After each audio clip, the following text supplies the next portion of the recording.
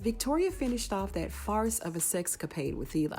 They talked about how much they miss each other and how long they have to keep pretending that they ain't hunching. It looks like Eli wants to ditch the White House and run off with Victoria and have some babies or something. Victoria ain't trying to leave all that money on the table, nor is she trying to leave the power behind. Wait, listen, I'm sorry. I can't see Eli as this stud, right? Who's second in power and who's breaking Victoria off. And this sex scene, y'all...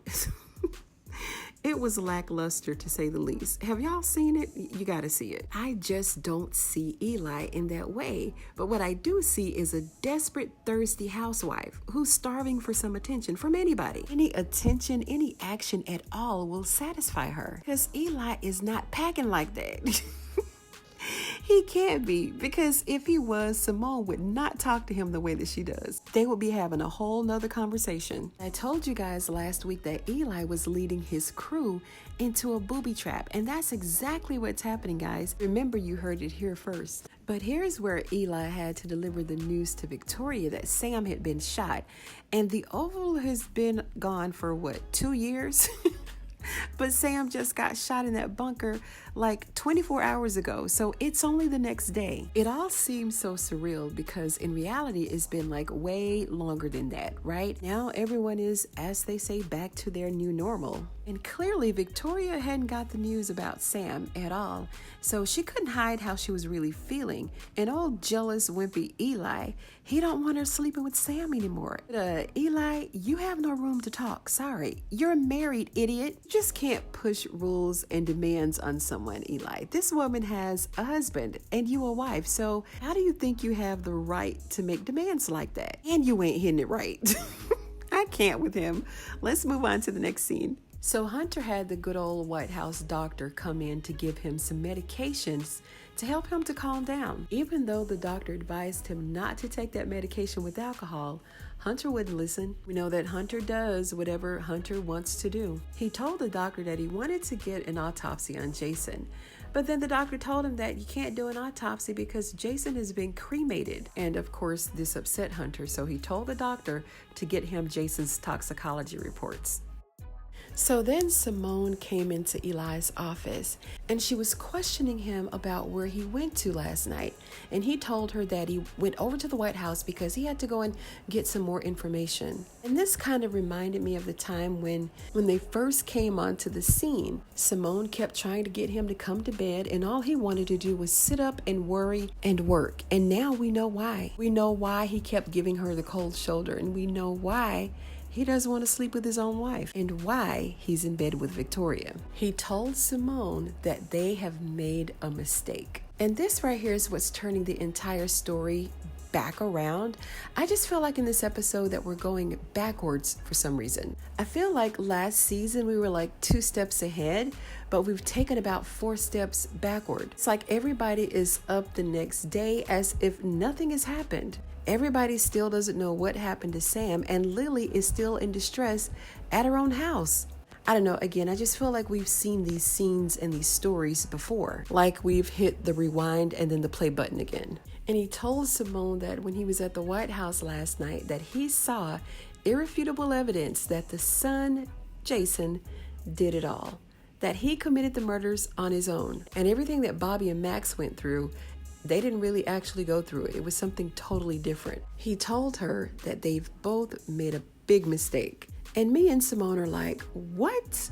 Are you serious? This is unbelievable.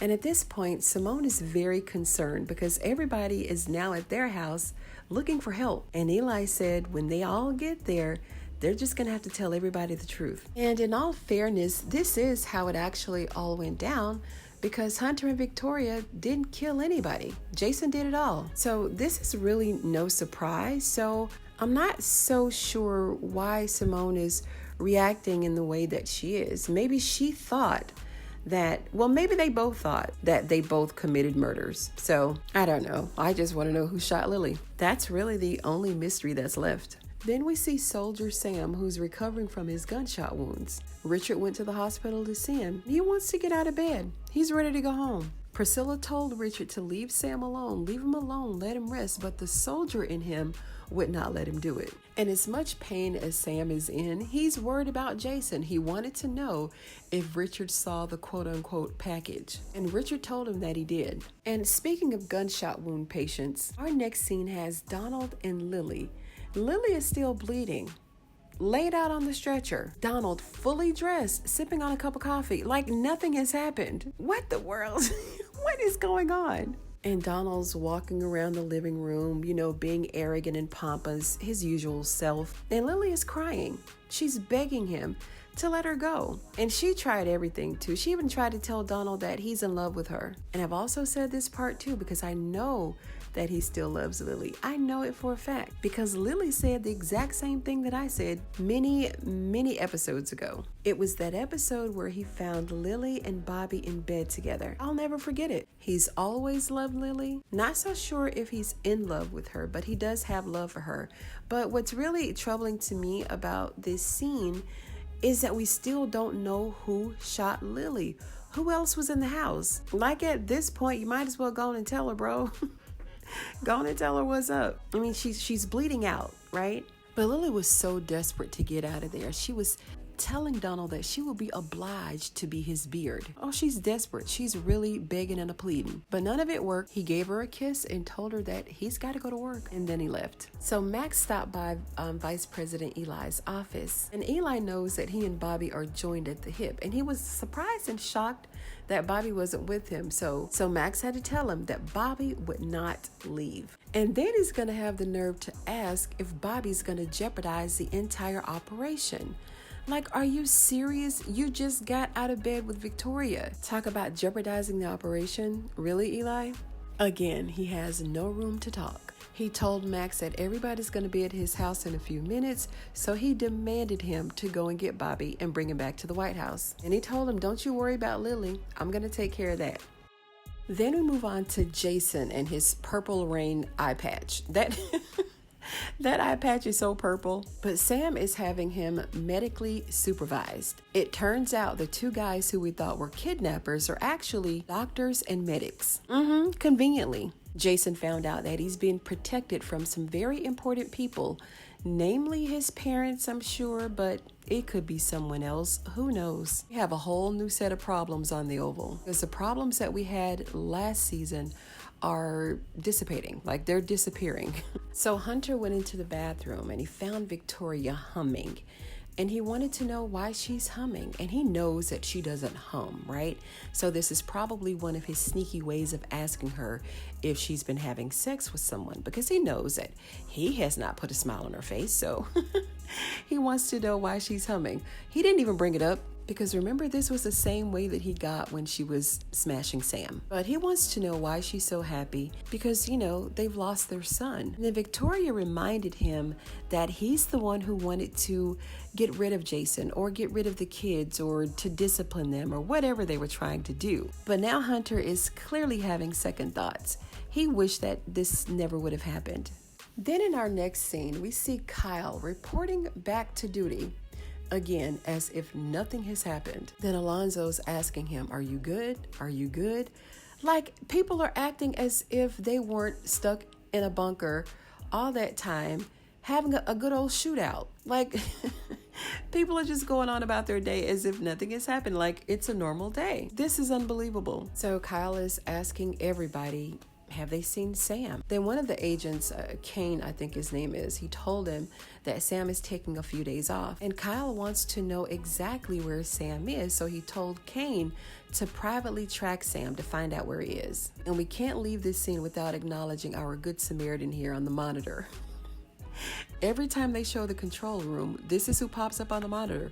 Every single time. It doesn't fail, ever. It's the same person. It's the same footage. So Alonzo got Kyle all signed in, and then he immediately got on the phone and called Priscilla. So he let her know that Kane is tracking Sam. Then Alonzo is itching to tell somebody about what happened with him and the president. He wanted to let her know what was going on, but she told him, look, don't talk while you're in the command center. Don't say anything right now. Just wait until we talk to the vice president. And I guess it's kind of making a little bit more sense now that she wants to talk to the vice president to kind of get everybody on the same page, make sure everybody's safe before they start talking, before they say anything. But what's, again, getting me is that everybody is acting as if they don't know that Sam was shot, or if they don't know what Kyle did, or, I mean, Kyle and Donald, those are the two who's really throwing this off for me. I mean, because they're up and at 'em at work as if nothing has happened. So then we see Richard and Sam in the car. And Sam is telling Richard that he wants Kyle's head because he shot him. And again, Kyle is just, he slipped through everybody's fingers. Like, we're back to the same loop of everybody wanting Kyle again. And Richard is also asking him about telling the vice president that Jason is still alive. And then Sam said, I don't know. Let's just be sure first. And Richard is going to ask this man the dumbest question of the night. Sam is sitting over there bleeding, hurting, uncomfortable, frustrated, just tired. And it's going to ask him to help him find Barry. Like, are you serious right now, Richard? He told Sam that he had Kareem to stay over at the house, and Barry got pissed off and left.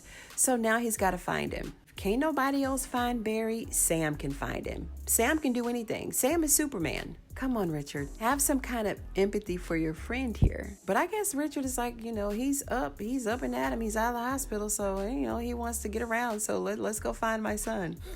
Just selfish. So Kyle finally goes into Donald's office, and he's walking in with a smirk on his face, and he wants Donald to jump for joy. He wants Donald to just at least pretend that he missed him. He wants Donald to show him that he cares.